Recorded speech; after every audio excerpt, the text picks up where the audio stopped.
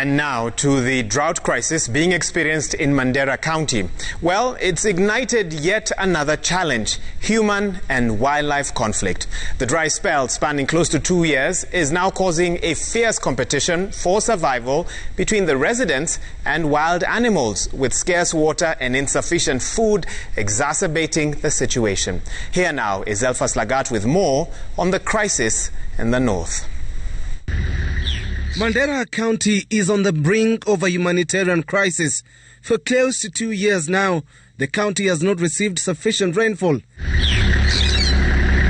Drought kicked in, and now water and food are commodities hard to come by for over 200,000 people living here. The severe drought has come with a new concern of human and wildlife conflict. Baboons living atop the hilly mountains of Takaba have now moved to the nearby villages in search of water and food. A number of times, the wild animals have caused panic among residents. Nyani anatusumbua saa ile mkame hapa.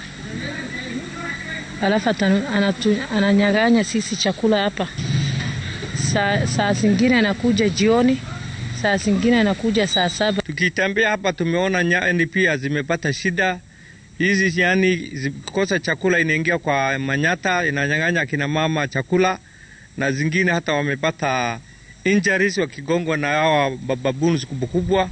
Lack of rainfall has caused crop to wither. Mzee Abdi Ajio Abe's farm represents the situation faced by local farmers here. The available water pans dried up months ago, signaling a tough time for people of Mandera. Abdi, like his neighbors and other residents of Mandera, feel that the national government and the county can do more by drilling additional boreholes and constructing other water pans to cater for both residents and animals.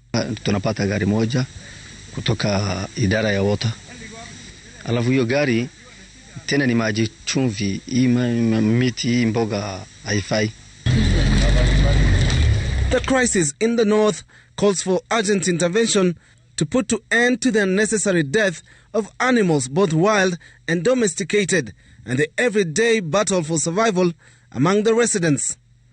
Elfas Lagat, Citizen TV.